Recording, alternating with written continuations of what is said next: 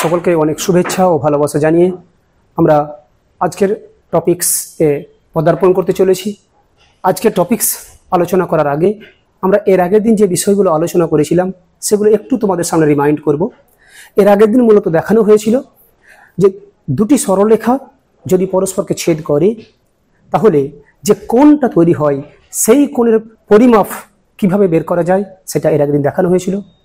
তারপরে দেখানো হয়েছিল যে দুটি সরলরেখা যদি পরস্পর সমান্তরাল হয়ে যায় তাহলে কোন শর্তে তারা পরস্পর সমান্তরাল হতে পারে, কিংবা একটা সরলরেখার সমীকরণ যদি দেওয়া থাকে সেই সরলরেখার সমান্তরাল করে যে অজস্র সরলরেখা টানা যায় সেই সরলরেখাগুলোর সমীকরণই বা কী করে বের করব সেটা উদাহরণের মাধ্যমে দেখানো হয়েছিল।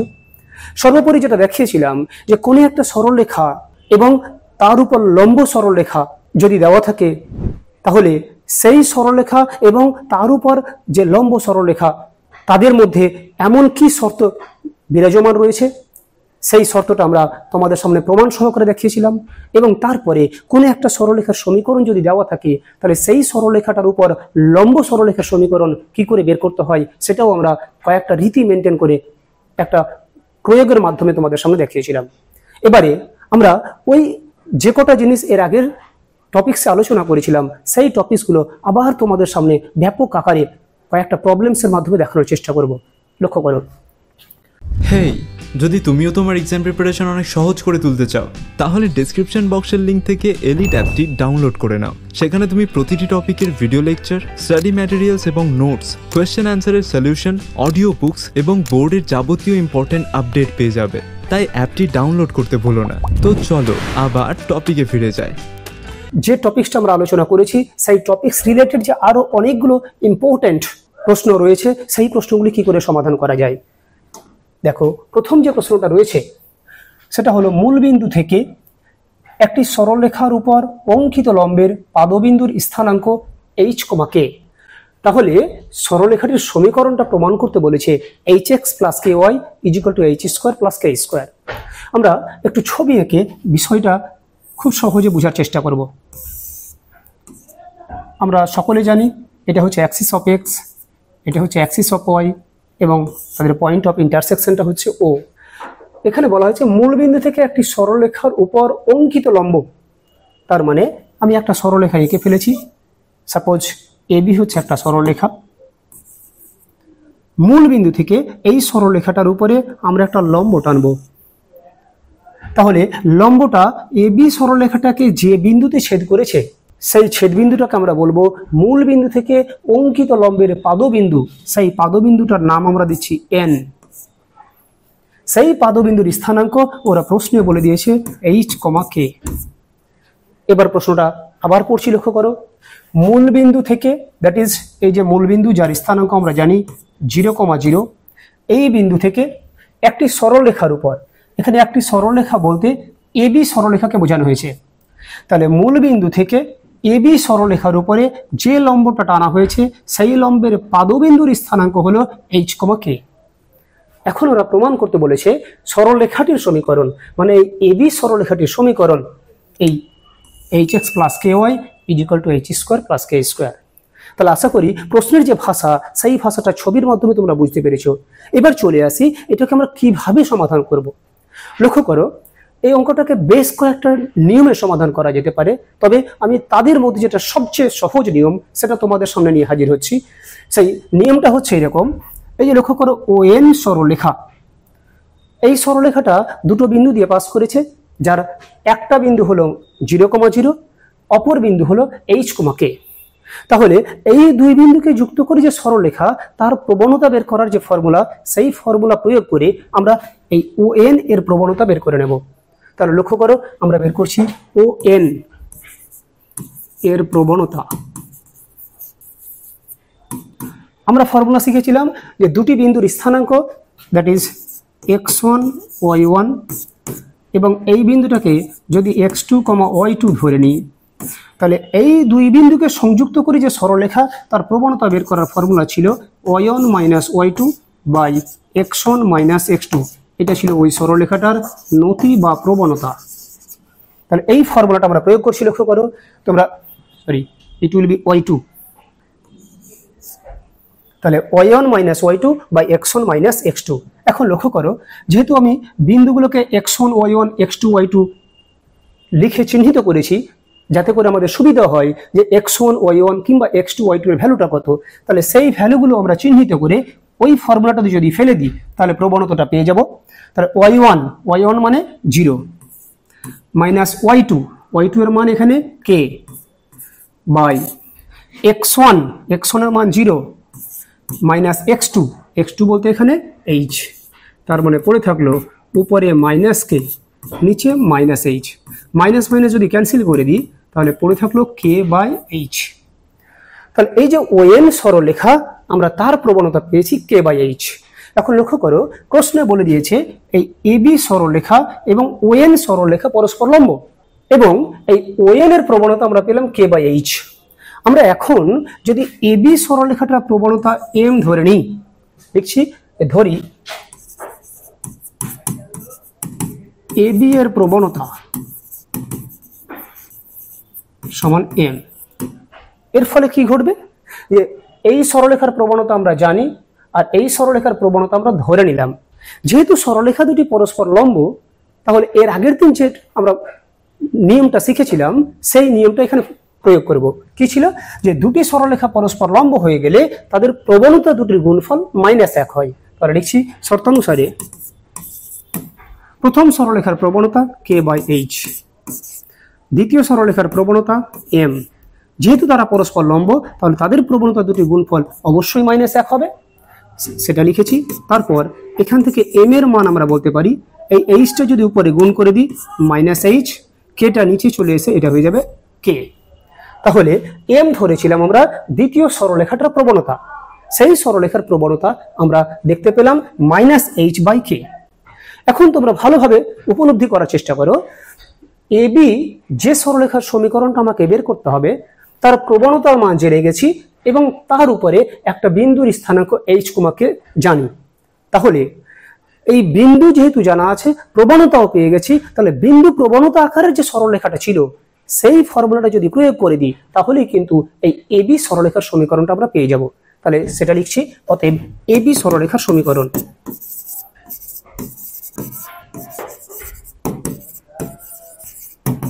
তাহলে বিন্দু প্রবণতা আকারে সরলরেখার সমীকরণটা কি ছিল? সমীকরণটা ছিল y মাইনাস y1 বলতে এই যে এখানে যে বিন্দুটা দিয়ে AB সরলরেখাটা পাস করেছে সেই বিন্দুটাকে x1, y1 ধরা হয়। তাহলে y মাইনাস y1 মানে হচ্ছে k ইজ ইকুয়াল টু ওই সরলরেখাটির প্রবণতা that is m minus h/k into x minus x1 মানে হচ্ছে h। তাহলে বিন্দু প্রবণতা আকারের সরলরেখার সমীকরণটা আমরা এখানে প্রয়োগ করেছি। এবারে আমরা সাধারণ মানে ক্যালকুলেশন করব। k দিয়ে যদি গুণ করে দিই ky minus k square is equal two minus hx minus মাইনাসে প্লাস h স্কোয়ার। ফাইনালি যেটা আমরা পাবো এই x যুক্ত পদটা বাম দিকে নিয়ে চলে এলে প্লাস hx হয়ে যাবে, plus ky is equal two এখানে h স্কোয়ার আছে রেখে দিলাম, মাইনাস k স্কোয়ারটা এদিকে চলে এলে প্লাস k স্কোয়ার হয়ে যাবে। বেশ, আশা করি দেখতে পাচ্ছ যে প্রমাণ যেটা করতে বলেছিল সেই প্রমাণের লাইনটা আমরা পেয়ে গেছি। আশা করি বুঝতে পেরেছো সকলেই। এরপরে আমরা এর পরের আরো একটা প্রবলেমসে চলে যাব। লক্ষ্য করো, একটি সরলরেখা AB, মানে সরলরেখার নাম দিয়ে দিয়েছে AB, সেটা y অক্ষকে B বিন্দুতে ছেদ করে এবং B বিন্দুতে AB এর উপর অঙ্কিত লম্ব সরলরেখা x অক্ষকে C বিন্দুতে ছেদ করে। আসলে এই ভাষাটা শুনে আমাদের একটু অ্যাবসার্ড টাইপের মনে হচ্ছে, তার কারণ আমি এখনো পর্যন্ত ছবিটা তোমাদের সামনে উপস্থাপন করিনি। যখন ছবিটা আমরা দেখতে পাবো তখন কিন্তু এই ভাষাটা আমাদের কাছে মানে অনেক অনেক সহজ বলে মনে হবে। লক্ষ্য করো, এখানে AB সরলরেখার সমীকরণটা কিন্তু বলা আছে। আমাকে ফাইনালি যেটা জানতে চেয়েছে সেটা হলো C বিন্দুর স্থানাঙ্কটা কত। তাহলে আমরা সেই জায়গাটা থেকে শুরু করব যেখানে AB সরলরেখার সমীকরণ বলা আছে। দেখছি, যেহেতু AB সরলরেখার সমীকরণ x/3 minus y/4 is equal to -1, আমরা প্রথমত এই সরলরেখাটাকে ছেদিতাংশ আকারে প্রকাশ করার চেষ্টা করব। ছেদিতাংশ আকার বলতে আমি বলেছিলাম তিনটে শর্ত ফুলফিল করা থাকতে হবে। ডান দিকে 1 থাকতে হবে, মিডিলে প্লাস থাকতে হবে এবং এক্স আর ওয়াই এর সহগ এক হতে হবে। তাহলে ওই আকারটাতে যদি নিয়ে আসি তাহলে এই যে এখানে মাইনাস আছে, এই মাইনাস দিয়ে প্রত্যেকটা পদকে গুণ করে দেব। তাহলে এটা হবে এক্স বাই -3, এটা প্লাস হয়ে যাবে Y by 4 is equal to 1। তাহলে এই যে আমরা ছেদিতাংশ আকারটা পেলাম, এখান থেকে আমরা স্পষ্ট বলতে পারবো এই সরলরেখাটা এক্স অক্ষকে -3,0 বিন্দুতে ছেদ করেছে এবং ওয়াই অক্ষকে 0,4 বিন্দুতে ছেদ করেছে। লক্ষ্য করো, আমি এর ছবিটা তোমাদের সামনে এঁকে দেখাচ্ছি। This is axis of X, axis of Y, এটা হচ্ছে মূল বিন্দু। আমরা মূল বিন্দু থেকে বাম দিকে এক্স অক্ষ বরাবর চলে যাচ্ছি, -1, -2, -3 এরকম করে। আবার উপরের দিকে যাচ্ছি 1, 2, 3, 4। লক্ষ্য করো, এই যে ছেদিতাংশ আকারে সরলরেখাটা, সেটাকে বললাম এক্স অক্ষকে -3, মানে এখান থেকে -1, -2, -3, এই যে বিন্দু, সেই বিন্দুটার স্থানাঙ্ক হচ্ছে -3,0 এই বিন্দুতে ছেদ করেছে এবং ওই অক্ষকে 0,4 বিন্দুতে ছেদ করেছে। তাহলে 0,4 মিনস আমরা এখান থেকে শুরু করব 1, 2, 3 এবং 4। এখন এই দুটো বিন্দুকে যদি আমি যুক্ত করে দিই তাহলে যে সরলরেখাটা পাবো সেটাই হচ্ছে এবি সরলরেখা সমীকরণ। তাহলে প্রশ্নে যেটা বলা ছিল একটি সরলরেখা এবি, সেই সরলরেখাটা তোমরা দেখতে পাচ্ছ। এখন কি করেছে, এটা ওয়াই অক্ষকে বি বিন্দুতে ছেদ করেছে। তাহলে ওয়াই অক্ষকে যে বিন্দুতে ছেদ করেছে তার নাম ওরা বি দিতে বলেছে, আমরাও বি দিয়ে দিলাম। এবং এই আকারটা থেকে আমরা দেখতে পাচ্ছি যে বি বিন্দুর স্থানাঙ্কটা হচ্ছে 0,4। তারপর কি বলা আছে, এবং বি বিন্দুতে এ বি এর উপর। আচ্ছা, এই সরলরেখাটা যেহেতু এ বি নাম দেওয়া হয়েছে এবং সেটা ওয়াই অক্ষকে বি বিন্দুতে ছেদ করেছে, তাহলে অটোমেটিক আমরা বলতে পারি এই সরলরেখাটা এক্স অক্ষকে যে বিন্দুতে ছেদ করেছে তার নাম নিশ্চয়ই এ হবে। যদিও এই কথাটা বলা নেই, উজ্জ্ব অবস্থায় আছে, এটাকে কিন্তু আমাদেরকে উপলব্ধি করে নিতে হবে। এবার কি ঘটলো, এবং বি বিন্দুতে, এই যে বি বিন্দু, এই বি বিন্দুতে এ বি সরলরেখার উপর একটা লম্ব টানা হয়েছে। এই যে এ বি এর উপর একটা লম্ব টানছি, যে সরলরেখাটা টানলাম সেটা কিনা হলো এ বি সরলরেখার উপর লম্ব, প্রথম বৈশিষ্ট্য। দ্বিতীয় বৈশিষ্ট্য, আমরা কোন বিন্দুতে লম্বটা টেনেছি, না বি বিন্দুতে লম্বটা টানেছি। তাহলে যে লম্বটা টানা হলো সেটা আবার এক্স অক্ষকে একটা বিন্দুতে ছেদ করেছে। ওরা বলছে এ বি এর উপর অঙ্কিত লম্ব সরলরেখা এক্স অক্ষকে সি বিন্দুতে ছেদ করে, মানে এই বিন্দুটার নাম হচ্ছে সি। তারপর বলছে এ বি সরলরেখার সমীকরণ, যেটা আমি একটু আগে লিখেছিলাম, যদি সেটা হয় তাহলে সি বিন্দুর স্থানাঙ্ক কত। তাহলে এই সি বিন্দুটা যেহেতু এক্স অক্ষের উপর অবস্থান করে, তাহলে আমরা অবশ্যই বলতে পারি তার ওয়াই স্থানাঙ্কের মান 0 হবেই হবে। কিন্তু এক্স স্থানাঙ্কটা কত হবে সেটা কিন্তু আমরা কেউ জানি না। আমরা ধরে নিচ্ছি ওই এক্স স্থানাঙ্কটা হলো এইচ। এই এইচ এর মান যদি বের করে নিতে পারি তাহলে সি বিন্দুর স্থানাঙ্ক আমরা সম্পূর্ণরূপে বের করতে পারবো। লক্ষ্য করে এবারে কিভাবে আমরা এইচ এর মানটা বের করছি। এই যে এবি সরলরেখা, এই এবি সরলরেখার যে সমীকরণটা দেওয়া আছে সেটাকে আমরা সাধারণ আকারে প্রকাশ করার চেষ্টা করছি। তা লক্ষ্য করো যে x/3 - y/4 = -1। আমরা যদি লসাগু করে ফেলি, 12 লসাগু, 12কে 3 দিয়ে ভাগ করলে 4, দ্যাট ইজ 4x, মাইনাস 12কে 4 দিয়ে ভাগ করলে 3, 3কে y দিয়ে গুণ করলে 3y = -1।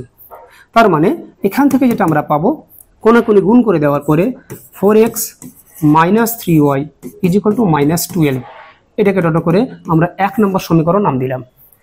অর্থাৎ এই যে সরলরেখার সমীকরণটা দেওয়া ছিল সেটাকে আমরা শুধু সাধারণ আকারে প্রকাশ করেছি। এবার প্রকাশ কেন করলাম, তার কারণটা হচ্ছে আমরা এই সরলরেখার লম্ব সরলরেখার সমীকরণ বের করতে চাইছি। আমরা এর আগে শিখেছি যে কোন সরলরেখার লম্ব সরলরেখার সমীকরণ কি করে বের করতে হয়। ওই পদ্ধতি অনুসরণ করে আমরা লম্ব সরলরেখাটা বের করব। লিখছি যে এর উপর লম্ব যে কোনো সরলরেখার সমীকরণ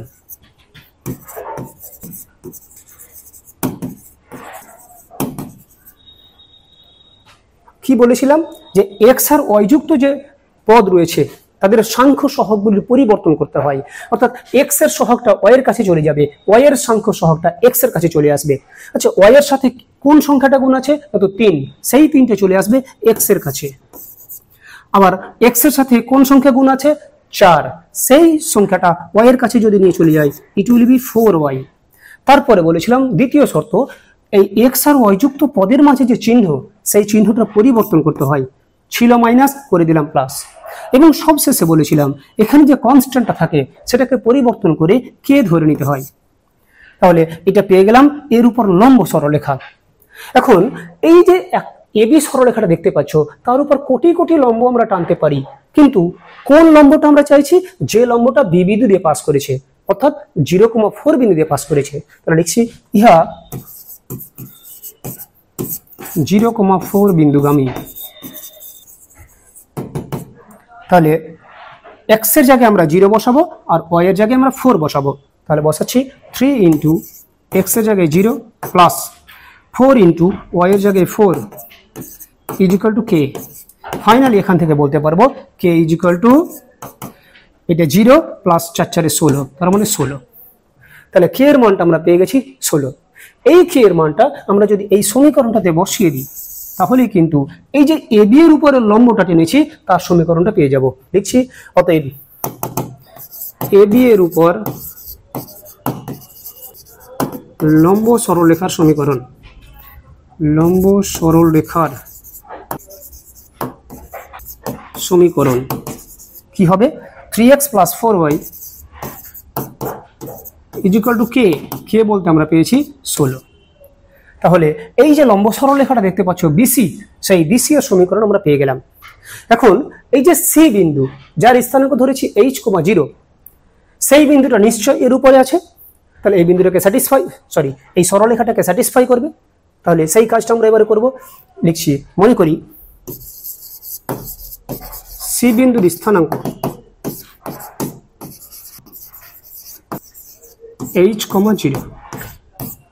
এরপর কি ঘটবে? এই বিন্দুটা এই সরলরেখার উপরে আছে, আমরা এটাকে একটা নাম্বার দিয়ে আসছি 2 নম্বর। এবারে লিখবো যে যেহেতু সি বিন্দুটি 2 নম্বরের সরলরেখার উপর অবস্থিত, লক্ষ্য করো, যেহেতু সি বিন্দুটি 2 নম্বর সরলরেখার উপর অবস্থিত,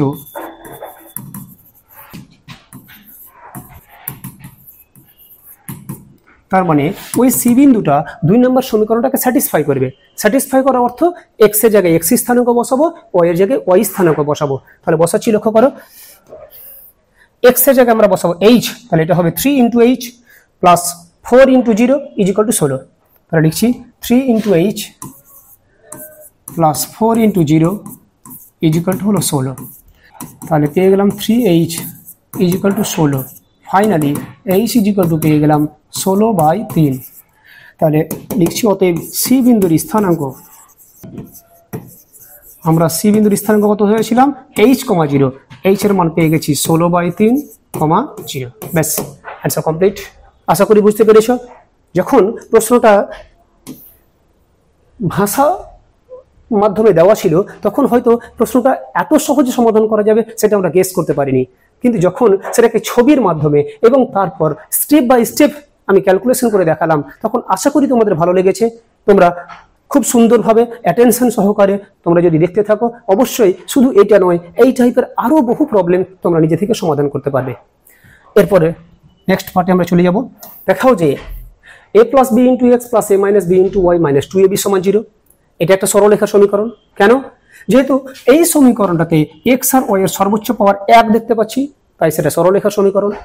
সিমিলারলি এই দ্বিতীয়টাও হচ্ছে একটা সরলরেখার সমীকরণ, এবং এই যে 3 নম্বর সমীকরণটা দেওয়া আছে সেটাও একটা সরলরেখার সমীকরণ। তাহলে বলছি এই রেখা 3টি দ্বারা, এই যে সরলরেখা আমরা 3টি দেখতে পেলাম, সেই রেখা 3টি দ্বারা গঠিত ত্রিভুজটি সমদ্বিবাহু। সমদ্বিবাহু মানে আমরা সকলে জানি এমন একটা ত্রিভুজ যার দুটি বাহু সমান, সম মানে সমান, দ্বি মানে দুই, বাহু মানে জানি বাহু বা সরলরেখা। এমন একটা ত্রিভুজ যার দুটি বাহু সমান, সেটাই হলো সমদ্বিবাহু। আবার এরকমও বলা যায় যে ত্রিভুজের দুটি কোণ সমান, তাহলে দুটো বাহু যদি সমান হয় তাহলে নিশ্চয়ই তাদের অনুরূপ কোণগুলি সমান হবে। তাই দুটো কোণ যদি সমান হয়ে যায় সেক্ষেত্রেও আমরা সেটাকে সমদ্বিবাহু বলে চিহ্নিত করতে পারবো। এবং তার শীর্ষ কোণ 2 tan inverse a/b। এই অঙ্কটা অনেক লেন্দি হবে, তারপরেও আমি তুলে ধরেছি এই কারণে এই অঙ্কটা এই চ্যাপ্টার থেকে বহুবার পরীক্ষা এসেছে এবং অত্যন্ত ইম্পর্ট্যান্ট মানের অঙ্ক। অঙ্কটা মানে ক্যালকুলেশনটা বড় হলেও প্রসেসটা কিন্তু খুব সহজ, তোমরা একদিক থেকে লক্ষ্য করো। প্রথমে যে সরলরেখা, সেই আমি আগে একটা ত্রিভুজ এঁকে দিই। সাপোজ আমরা একটা ত্রিভুজ আঁকলাম, নাম দিচ্ছি এ, বি এবং সি। এখন প্রথম যে সরলরেখা সেটা আমরা লিখছি a plus b into x plus a minus B into y minus 2ab equal to 0। আমরা এই সরলরেখাটাকে এই এ বি সরলরেখার সমীকরণ বলে মনে করব। দ্যাট ইজ এটাকে আমরা 1 নম্বর সরলরেখা ধরে নিলাম। এবার এই সরলরেখাটা থেকে আমরা ওই এ বি সরলরেখা বা এ বি বাহুর প্রবণতা কত সেটা জানতে চাইছি। আমি সরলরেখার প্রথম ক্লাসে বলেছিলাম যে কোনো সরলরেখার বা কোনো বাহুর যদি প্রবণতার মান জানতে চাই তাহলে সেটাকে সবসময় প্রবণতা ছেদিতাংশ আকারে প্রকাশ করতে হয়। তাহলে এটাকে আমি প্রবণতা ছেদিতাংশ আকারে প্রকাশ করব। তাহলে a minus B into y is equal to, এই পদটা যদি এদিকে চলে আসে minus of A plus b into x, এই মাইনাস 2ab এদিকে এলে প্লাস 2ab। ফাইনালি এখান থেকে আমরা ওয়াই এর মান বের করব। তাহলে এ মাইনাস বি দিয়ে নিশ্চয়ই ভাগ করে দেব। এটা হবে minus of A plus B by A minus B into x plus 2ab by A minus B. এই যে লক্ষ্য করো Y is equal to something into X, that is M X plus C, এই আকারে সাজানো হয়ে গেছে। তার মানে প্রবণতা ছেদিতাংশ আকারে আমি প্রকাশ করতে পেরেছি। তাহলে এক্স এর সাথে যেটা গুণ আছে সেটা হলো এই সরলরেখাটার প্রবণতা, অর্থাৎ এই যে এবি সরলরেখা তার প্রবণতা আমি পেলাম minus of A plus B by A minus B. একই রকম ভাবে বিসি যে সরলরেখা 2 নম্বর সরলরেখাটা আমরা লিখছি a minus B into x plus a plus b into y minus 2ab is equal to 0। এটাকেও আমরা প্রবণতা ছেদিতাংশ আকারে যদি সাজাই তাহলে তার প্রবণতা বের করতে পারবো। লক্ষ্য করো a plus b into y is equal to, এই টার্মটা এদিকে চলে গেলে নিশ্চয় চিহ্নে পরিবর্তন হয়ে যাবে, এটা মাইনাস 2ab এদিকে এসে প্লাস 2ab হয়ে যাবে।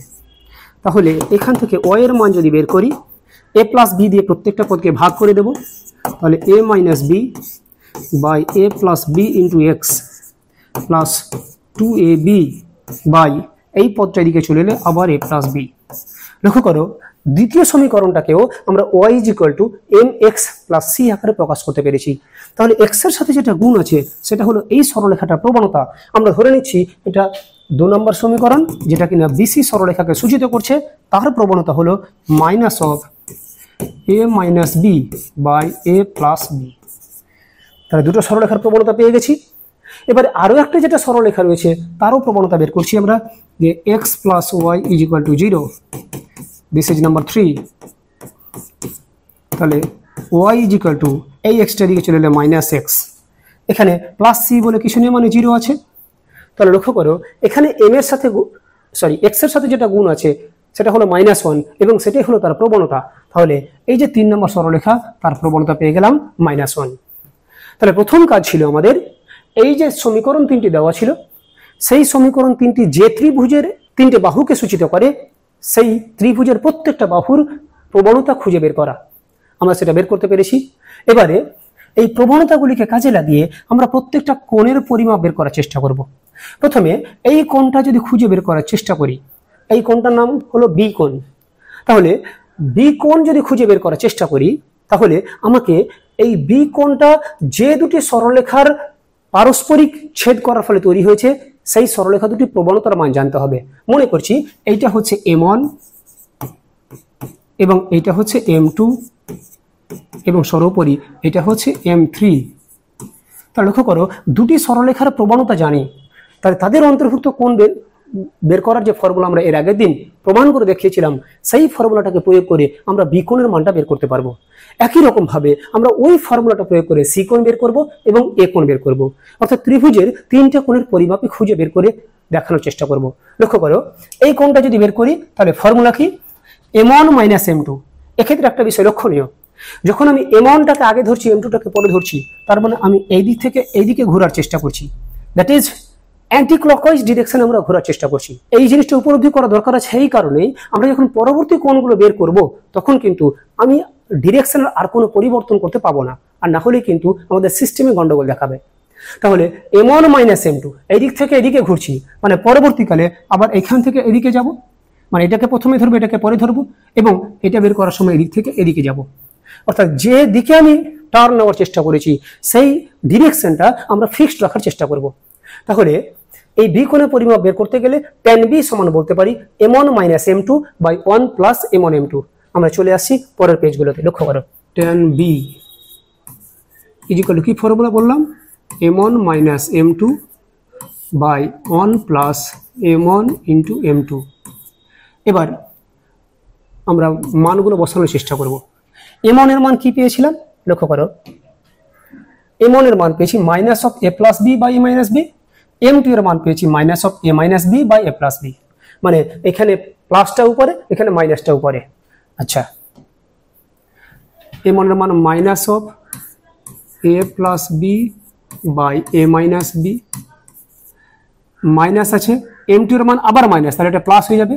এটা ফর্মুলা ছিল a minus B by a plus B, নিচে 1 প্লাস m1 এর মান কত পেয়েছি, m1 এর মান হচ্ছে minus of a plus B by a minus B, এটা একটা, ইন্টু m2, m2 এর মান পেয়েছি minus of a minus B by a plus B. শুধু মানগুলো বসিয়ে দিয়েছি দেখে দেখে। এবার আমরা ক্যালকুলেশন শুরু করব। লক্ষ্য করো তোমরা যে ক্যালকুলেশনটা কিভাবে করছি।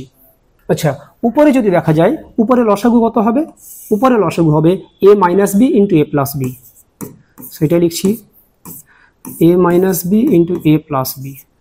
এবার এইটাকে যদি এটা দিয়ে ভাগ করি পড়ে থাকবে a plus B, a plus B দিয়ে যদি এটাকে গুণ করি তাহলে পড়ে থাকবে minus of a plus B তার স্কোয়ার। তারপরে প্লাস চিহ্ন আছে, প্লাস দিলাম। এটা দিয়ে যদি এটাকে ভাগ করি পড়ে থাকবে a minus B, a minus B দিয়ে যদি a মাইনাস বিকে গুণ করি তাহলে নিশ্চয়ই তার স্কোয়ার হয়ে যাবে। তারপরে এবার চলে আসি নিচে 1 প্লাস, এই যে মাইনাস আর এখানেও মাইনাস, মাইনাস ইন্টু মাইনাস মানে প্লাস, তাহলে এটার সাথে এটা গুণ করছি a plus b into a minus b, আর নিচে পড়ে থাকলো a minus B into a plus b. আচ্ছা, লক্ষ্য করো a মাইনাস বি কেটে যাবে, a প্লাস বি কেটে যাবে। তাহলে কি পড়ে থাকলো, উপর থেকে যেটা দেখতে পাচ্ছ সেখান থেকে মাইনাস যদি কমন নিয়ে নিই তাহলে পড়ে থাকবে a প্লাস বি তার square minus a minus B তার স্কোয়ার। উপরেরটা থেকে আমি মাইনাস কমন নিয়েছি, নিচে এখানে পড়ে আছে a minus B into a plus B. এই ফর্মুলাটা আমাদের সকলেরই পরিচিত, ফর্মুলাটা হলো a square minus B square, এটা পড়ে আছে উপরে। এবার নিচে কি থাকলো, এইটা তো কেটে গেছে, তার মানে এইখানে পড়ে আছে 1, তার সাথে 1 যোগ আছে, মানে নিচে পড়ে আছে 2, ওই 2টা আমরা নিচে রেখে দিলাম। আশা করি এখনো পর্যন্ত ক্যালকুলেশন কঠিন দেখতে পাওনি। এবার দেখো আমরা চলে আসছি এইদিকে, ইজিক্যাল বাম দিকে ছিল tan b ইজিক্যাল টু, তাহলে কি পেলাম, মাইনাস যদি রেখে দিই, এই ফর্মুলাটা আমরা বীজগণিতে বহুবার পড়েছি, a প্লাস বি তার square minus a minus B তার স্কোয়ার। এটা কার ফর্মুলা তোমরা মনে মনে রিমাইন্ড করার চেষ্টা করো, এটা হচ্ছে 4ab বের করা ফর্মুলা। 4ab নিচে পড়ে আছে 2 into a square minus B square, তাহলে 2 দিয়ে এটাকে কাটিয়ে যদি তাহলে 2 পড়ে থাকবে, উপরে পড়ে থাকলো মাইনাস 2ab, নিচ থেকে আমরা যদি মাইনাস কমন নিয়ে নিই তাহলে এটা হবে B square minus a square, minus minus কেটে গেছে, তাহলে ফাইনালি কি পড়ে আছে দেখতে পাচ্ছ তোমরা, 2ab by B square minus a square. আমরা এখান থেকে বি কোণের মানটা বের করবো, therefore B is equal to, এই ট্যানটা যদি ওদিকে চলে যায় তাহলে সেটা হয়ে যাবে ট্যান ইনভার্স, ওখানে পড়ে আছে 2ab by B square minus a square. এবার এইটুকুটাকে আরো একটু ক্যালকুলেশন করব, এটাকে বলতে পারবো ট্যান ইনভার্স লব এবং হর, এটাকে আমরা বি স্কোয়ার দিয়ে ভাগ করছি, তাহলে বি স্কোয়ার দিয়ে যদি ভাগ করি এটা হবে 2 ইন্টু এ বাই বি, কারণ এটাকে যদি বি স্কোয়ার দিয়ে ভাগ করি একটা বি কেটে যাবে, তাহলে নিচে একটা বি পড়ে থাকবে। বি স্কোয়ার দিয়ে ভাগ করলে এখানে পড়ে থাকবে 1 মাইনাস এখানে পড়ে থাকবে এ বাই বি তার স্কোয়ার। তাহলে এখন যে টার্মটা আমরা দেখতে পাচ্ছি tan ইনভার্স 2 a বাই বিটাকে মনে মনে আমরা x ধরে নিচ্ছি, তাহলে tan inverse 2x by 1 minus x square. এই ফর্মুলাটা আমরা ইনভার্স চ্যাপ্টারে গিয়ে ক্লাস 12-এ শিখবো কিন্তু এখন আমাদেরকে প্রয়োগ করতে হবে। ফর্মুলাটা কি? ফর্মুলাটা হচ্ছে এরকম যে tan inverse 2x by 1 minus X square, এটা বের করা ফর্মুলা হলো 2 tan ইনভার্স x। এই ফর্মুলাটা আমরা ক্লাস 12-এ গিয়ে শিখবো, এখন আমরা প্রয়োগ করব। ইজ ইকুয়াল টু, তাহলে এর পরিবর্তে আমরা লিখতে পারি 2 tan ইনভার্স x এর জায়গায় এখানে কি আছে a বাই b। লক্ষ্য করো, আমরা একটা কোণের মান b কোণের পরিমাণ পেয়ে গেছি 2 tan inverse a by b। এটাকে কিন্তু আমাদের একটা প্রমাণ করতে দিয়েছিল। কি প্রমাণ করতে দিয়েছিল একবার লক্ষ্য করো, রেখা তিনটি দ্বারা গঠিত ত্রিভুজটি সমদ্বিবাহু। সমদ্বিবাহু এখনো প্রমাণ হয়নি, কিন্তু সেকেন্ড পার্টটা প্রমাণ হয়ে গেছে যে তার শীর্ষকোণ 2 tan inverse a by b। আমরা কিন্তু এটা পেয়ে গেছি অলরেডি। তাহলে এখন আমাদের প্রামাণ্য বিষয় আরো একটা পড়ে আছে, সেটা হলো আমাকে ত্রিভুজটা সমদ্বিবাহু প্রমাণ করতে হবে। তাহলে সমদ্বিবাহু প্রমাণ করার জন্য আরো যে দুটো কোণ আছে সেই কোণ দুটো আমরা খুঁজে বের করব। এবারে বের করছি এই সি কোণ। তাহলে সি কোণ বের করার ফর্মুলা কি? tan c is equal to m2 মাইনাস m3 by 1 plus m2 m3। এবার সেটা করব, আর m2 এর মান মাইনাসটা উপরে আছে, লক্ষ্য করো। tan c করছি এবারে, tan c কি ফর্মুলা ছিল? m2 মাইনাস m3 by 1 plus m2 m3। m2 এর মান ছিল minus of a minus b by a plus b, minus m3 মান ছিল মাইনাস 1, মানে এটা প্লাস 1 হয়ে যাবে। 1 প্লাস m2 এর মানটা বসাচ্ছি minus of a minus b by a plus b into m3 এর মান ছিল মাইনাস 1। সব মানগুলো বসিয়ে দিলাম। আগের মতোই উপরে লসাগু করব, লসাগুটা হবে a প্লাস b। তাহলে উপরে পড়ে আছে মাইনাস a, মাইনাসে মাইনাসে প্লাস b, প্লাস 1 দিয়ে এটাকে যদি গুণ করি it will be a plus b। নিচেও তাই করব, 1 প্লাস এখানে মাইনাস এখানে মাইনাস, যদি গুণ করে দিই তাহলে প্লাস হয়ে যাবে। 1 দিয়ে এটাকে গুণ করলে এটাই পড়ে থাকবে a minus b by a plus b। এবার কি হলো, উপরে মাইনাসে প্লাসে কেটে গেল, তাহলে উপরে পড়ে থাকলো actually 2b by a plus b। নিচে যদি আগের মতো করে লসাগু করি তাহলে আবার a প্লাস b লসাগু হবে। a প্লাস b দিয়ে 1 কে গুণ করলে a প্লাস b, প্লাস এখানে উপরে যা আছে আমরা রেখে দিলাম a মাইনাস b। এটা আর এটা ক্যান্সেল হয়ে গেল, তাহলে b ও ক্যান্সেল হয়ে গেল। তাহলে উপরে পড়ে আছে 2b, নিচে পড়ে থাকলো 2a। আমরা 2টি যদি ক্যান্সেল করে দিই তাহলে ফাইনালি পড়ে থাকলো b বাই a। তাহলে সি কোণের পরিমাণটা আমরা বের করতে গিয়ে দেখলাম যে তার tan এর মানটা ইজ ইকুয়াল টু হলো b বাই a। আরো একটা কোণ আমাদের বের করতে বাকি আছে, সেটা হলো a কোণ। তাহলে a কোণ যদি বের করতে চাই, একবার লক্ষ্য করো তোমরা, a কোণ যদি বের করতে চাই তাহলে আমাদেরকে এদিক থেকে এদিকে ঘুরতে হবে। তার জন্য আমি তীর চিহ্ন দিয়ে রেখেছি m3 minus m1 by 1 plus m3 into m1। m3 মান আমরা জানি মাইনাস 1, m1 এর মান হচ্ছে minus of a plus b by a minus b, মানে উপরে প্লাস আছে, তাহলে লিখছি m3 মাইনাস m1। অতএব tan a, ফর্মুলাটা লিখছি আগে m3 minus m1 by 1 plus m3 into m1। মানগুলো বসাচ্ছি, m3 মান পেয়েছি মাইনাস 1, মাইনাস বসিয়ে দিলাম। m1 এর মান ছিল মাইনাস, মানে এটা প্লাস হয়ে যাবে a plus b by a minus b। নিচে 1 প্লাস m3 বলতে মাইনাস 1 ইন্টু m1 এর মান পেয়েছি minus of a plus b by a minus b। আগের মতো ক্যালকুলেশন করব। উপরে লসাগু হচ্ছে a মাইনাস b, তাহলে a মাইনাস b দিয়ে মাইনাস 1 কে গুণ করলে minus a plus b, plus উপরে পড়ে আছে a প্লাস b। নিচে 1 প্লাস রেখে দিলাম, মাইনাস ইন্টু মাইনাস মানে প্লাস হয়ে গেল।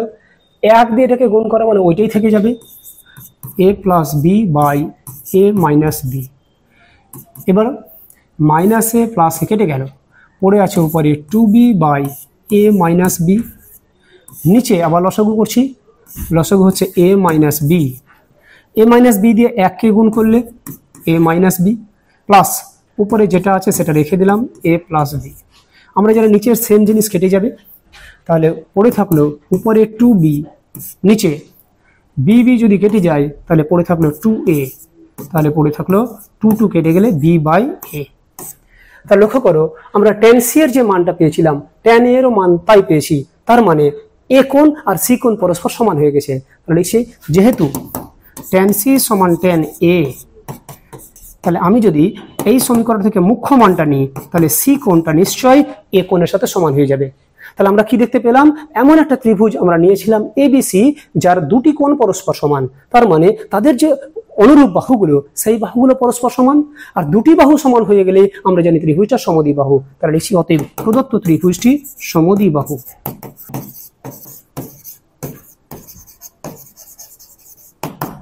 আশা করি বুঝতে পেরেছো। অঙ্কটা বড় হবে এটা আমি আগেই বলেছিলাম, কিন্তু ক্যালকুলেশনটা নেহাতি কঠিন ছিল না, সহজ ছিল, শুধু লেন্থি ছিল, এইটুকু আমি স্বীকার করতে পারি। আচ্ছা, এরপরে আমরা ঠিক পরের প্রশ্নের সম্ভার নিয়ে তোমাদের কাছে চলে আসব। একটি সমবাহু ত্রিভুজের একটি শীর্ষবিন্দুর স্থানাঙ্ক 2,3। আমরা জানি সমবাহু ত্রিভুজ মানে এমন একটা ত্রিভুজ যার প্রতিটা বাহুর দৈর্ঘ্য সমান, তার একটা শীর্ষবিন্দুর স্থানাঙ্ক 2,3। তাহলে আমরা আঁকছি ত্রিভুজটা, নাম দিচ্ছি A, B এবং C। তার একটা শীর্ষবিন্দুর স্থানাঙ্ক বলা আছে 2,3 এবং তার বিপরীত বাহুর সমীকরণ, এই শীর্ষবিন্দুর বিপরীত বাহু নিশ্চয়ই এই BC, তার সমীকরণ বলা আছে x + y = 2। তাহলে বলছে ত্রিভুজটি অন্য যে বাহু দুটো তার সমীকরণ নির্ণয় করো। তাহলে AB বাহুর সমীকরণ বের করা লাগবে আর AC বাহুর সমীকরণ বের করা লাগবে। তাহলে এই দুটো সমীকরণ বের করার আগে প্রাথমিক কিছু ধারণা এই অঙ্কটা সম্পর্কে আমাদের জেনে রাখতে হবে। কি, যেহেতু ABC হচ্ছে একটা সমবাহু ত্রিভুজ, তার মানে তার তিনটে বাহু সমান, তার মানে তার তিনটে কোণ সমান।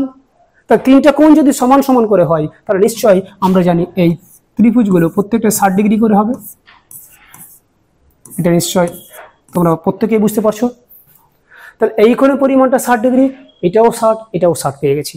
এখন কি করব, এই যে সরলরেখা, এই সরলরেখার প্রবণতা আমরা খুঁজে বের করব। তাহলে এর যদি প্রবণতা বের করতে চাই তাহলে y = বলতে পারবো x টা এদিকে এসে -x + 2। তাহলে x এর সাথে কি গুণ আছে বলো দেখি, -1। তার মানে এই সরলরেখার প্রবণতা পেয়ে গেলাম, অতএব প্রবণতা সমান পেলাম -1। এটা পেয়ে গেলাম এই BC সরলরেখার প্রবণতা।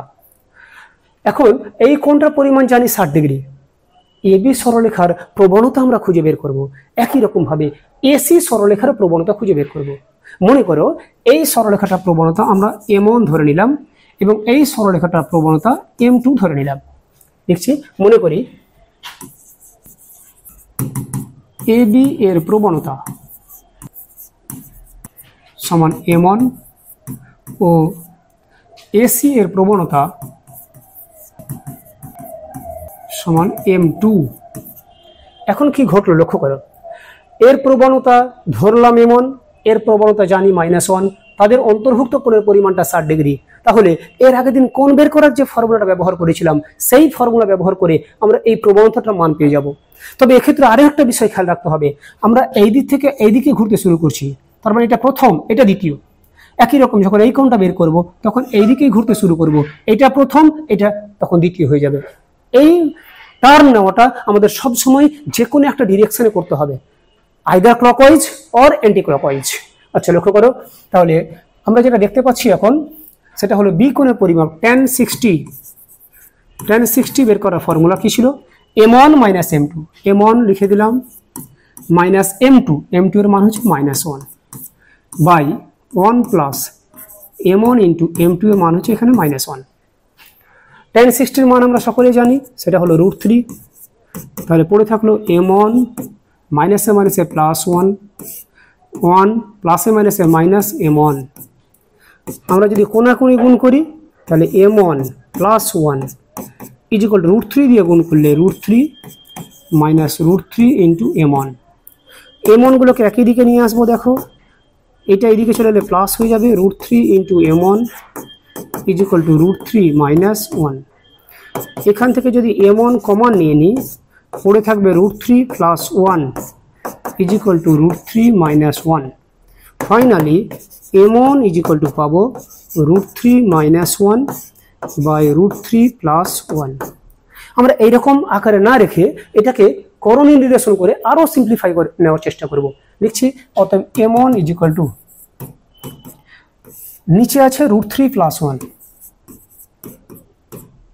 আর উপরে আছে √3 - 1। আমরা যদি করণীয় নিরসন করি তাহলে নিচেরটার অনুবন্ধী দিয়ে গুণ করতে হবে। কত হবে? √3 - 1। তাহলে এটা দিয়ে যদি উপরেটাকে গুণ করি তাহলে এটা স্কোয়ার হয়ে যাবে। উপরে a - b তার স্কোয়ারের ফর্মুলা কি? a square. প্রথমটার স্কোয়ার করলে 3 হয়ে যাবে, -2 × a মানে √3 × b মানে 1 প্লাস b স্কোয়ার মানে 1 এর স্কোয়ার 1। নিচে a + b × a - b কি formula? a square - b square. প্রথমটার স্কোয়ার করলে 3 মাইনাস দ্বিতীয়টার স্কোয়ার করলে 1। তাহলে 3 আর এখানে আছে 4 -2 √3 বাই নিচে পড়ে আছে 3 - 1 মানে 2। উপর থেকে যদি 2 কমন নিয়ে নিই 2 - √3 আর নিচে পড়ে আছে 2 2 কেটে গেল, তাহলে পড়ে থাকলো ফাইনালি 2 - √3। তাহলে এই যে m1 দ্যাট ইজ যেটা ab সরলরেখার প্রবণতা ধরেছিলাম তার প্রবণতা পেলাম 2 - √3। এখন লক্ষ্য করো ab যে সরলরেখা তার প্রবণতার মান জেনে গেছি এবং ab সরলরেখাটা যে বিন্দু দিয়ে পাস করেছে তার স্থানাঙ্ক বলা আছে 2,3। তাহলে ab সরলরেখার সমীকরণ আমরা বের করতে পারবো কোন আকার দিয়ে? না তো বিন্দু প্রবণতা আকার দিয়ে। তাহলে ওই আকারটা যদি আমরা ফেলে দিই তাহলে ab সরলরেখার সমীকরণটি পেয়ে যাব। দেখছি অতএব ab এর সমীকরণ, ab এর সমীকরণ কি ফর্মুলা ছিল? y - y1 এই যে বিন্দুটা তার y1 বলতে 3 = m মানে প্রবণতা পেয়েছি 2 - √3 ইন্টু x - x1 x1 মানে ওই বিন্দুটার ভুজ বা x স্থানাঙ্ক 2। আমরা যদি এটিকে আগে গুণ করি তাহলে 2 - √3 ইন্টু x -2 দিয়ে এটাকে গুণ করলে -2 2 2 4 -1 প্লাস 2 √3 = এইটাকে ওইদিকে আমরা লিখলাম y - 3। এরপর কি লিখব? 2 - √3 ইন্টু x, এই ওয়াইটা এদিকে চলে এলো -y, বাদ বাকি সমস্ত কনস্ট্যান্ট টার্মগুলোকে ওদিকে নিয়ে চলে যাচ্ছি। -4 এদিকে গেলে 4 প্লাস 2 √3 এদিকে গেলে -2 √3 আর এদিকে -3 ছিলই। তার মানে কি দাঁড়ালো?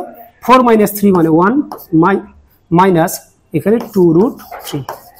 ব্যাস ab সরলরেখার সমীকরণটা আমরা পেয়ে গেলাম 2 - √3 ইন্টু x -y = 1 - 2 √3। একটা প্রশ্নের উত্তর পেয়ে গেছি। এবার আরো একটা সরলরেখার সমীকরণ বের করতে বলেছিল, সেই সমীকরণটাও আমরা একই রকম পদ্ধতি অবলম্বন করে বের করার চেষ্টা করব। অর্থাৎ প্রথমত আমরা কি করব, যে এসি সরলরেখার প্রবণতা যেহেতু m2 ধরে নিয়েছি তাই এখানে এই সি কোণটাও যেহেতু 60 ডিগ্রি tan 60 লিখবো প্রথম মাইনাস দ্বিতীয় মানে এটা m1 - m2 by 1 + m1 m2 formula ফেলে একই রকম ভাবে আমরা m2 এর মান বের করব, এই সমীকরণে ফেলে দেব, আবার ওইটা সমীকরণ পেয়ে যাব। এক্ষেত্রে একটা জিনিস খেয়াল রাখো, যেহেতু প্রত্যেকটা কোণের পরিমাণ 60 ডিগ্রি মানে সূক্ষ্মকোণ, আর সূক্ষ্মকোণ যদি বের করতে হয় তাহলে আমরা এর আগের দিন ফর্মুলা প্রমাণ করে বলেছিলাম সবসময় এই tan θ বের করা ফর্মুলা প্লাস নিয়ে ধরতে হয়। যদি স্থূলকোণ হতো তাহলে আমরা এখানে মাইনাস নিতাম। এটা আমি গতকালকেই প্রমাণ করে দেখিয়েছিলাম, আজকে আবার সেটা একটু রিমাইন্ড করালাম।